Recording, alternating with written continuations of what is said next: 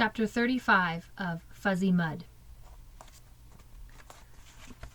Monday, December 6th. Tamaya was the first human test case.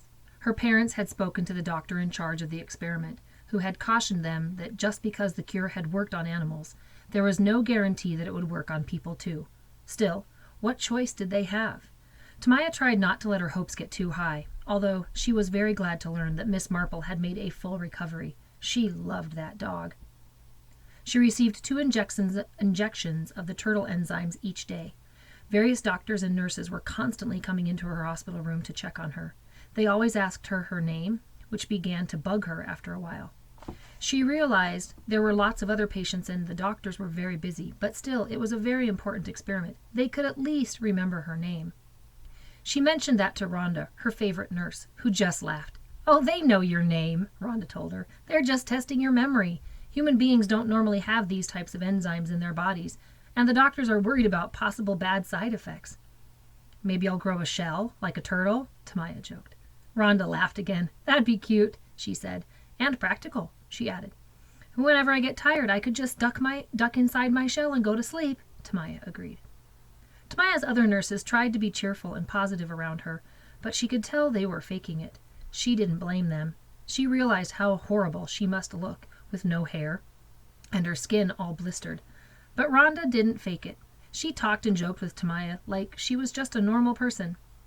Besides asking her to say her name, her doctors also had her tell them her address and phone number. They asked her who George Washington was. They had her do math problems in her head, 5 times 7, 26 divided by 2. They listened to her heart and lungs. They took her temperature and checked her blood pressure. They made her walk around in a circle and touch her toes. She began to get better at identifying the various objects her doctor held in front of her face. Still, that didn't mean the treatment was necessarily working. After weeks of practice, her brain might simply have learned how to decipher the blurry images.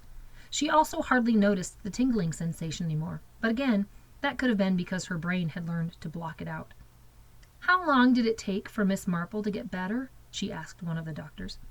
"People and dogs are different," the doctor replied, not answering the question. She asked him about Chad, but was told that Chad had been moved to another part of the hospital. She worried about what that meant. She slept at odd times, never for very long. She was constantly being awakened. If not for a sponge bath, then for a shot, or more tests. One night, or it might have been during the day, she had a very odd dream. There was a man in her room. He didn't seem to be a doctor, but she didn't know who he was. He said his name was Fitzy. "That's a strange name." "I'm a strange person," he said with a laugh. Every time he spoke, his voice came from another part of the room. He could have just been moving around, but it gave Tamaya the impression of some kind of floating spirit. "You want anything?" he asked. "No, thanks." "You sure?" he asked. "When I say anything, I mean anything. I'm about to become really rich, like the richest man in the world, maybe." There was a sudden clattering noise. "What was that?" "Nothing," he said. It sounded like he was down on the floor now. "I just knocked over a jar of those wooden things you stick into your mouth and say, 'ah.'"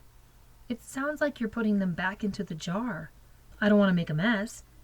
"You probably should throw them away," Tamaya told him. "I don't think you should put them in somebody's mouth after they've been on the floor."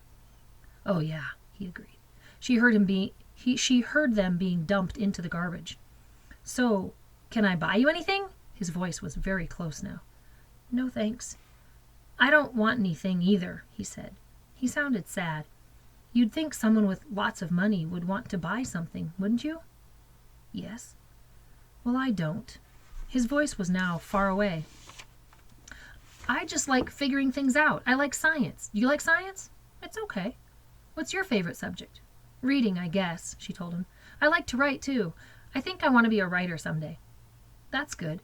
You can still do that, can't you? I mean, even if you can't see, you can talk into a computer and it will write for you." "I don't know. I write different than I talk." "I know what you mean. I think different than I talk. It's like my brain's filled with all these ideas, but sometimes I don't even recognize the words that come out of my mouth." "You make sense to me," said Tamaya. "That's good. You sure I couldn't buy you anything? A piano? A grandfather clock?" "I just want to get better." "Me too. I want everyone to get better. I wanted to help people, not start a worldwide epidemic." He sounded very sad. Tamaya wished there were something she wanted. Oh, I know, she suddenly remembered. I need a new school sweater. She woke up sometime after that while Rhonda was giving her a sponge bath. She thought about her dream and laughed. What's so funny? Rhonda asked. Nothing. A grandfather clock? A piano? The sponge bath felt nice. Often she didn't know if her eyes were open or shut. It was something she had to think about. She opened them now. The world was full of light and color. Rhonda had red hair and dark eyes. The walls were yellow. Tamaya started to tremble. What's wrong? Rhonda asked. Everything still looked very blurry, but it was a well-lit blur. Tamaya, are you okay? Rhonda asked again. She was afraid she might still be dreaming. She spoke tentatively, almost afraid that if she spoke, the world would go dark again. Rhonda, I can see you, she said. And when the world didn't disappear, she trembled even harder. I can see. Rhonda began shaking too. She hugged Tamaya very hard, which was against the rules. You need to call your mother, she declared. I'll get the doctor. You call your mother. She hugged Tamaya again and then got her cell phone for her from the table by the bed. What time is it? Tamaya asked. Are you sure it's not too late? It doesn't matter what time it is, Rhonda said. Call her now. At 3:45 in the morning, Tamaya's mother was startled awake by the ringing of the phone. Instantly, her heart filled with terror. It took all her courage to answer it, as she tried to prepare herself for the worst. Yes? Hey, Mom, guess what?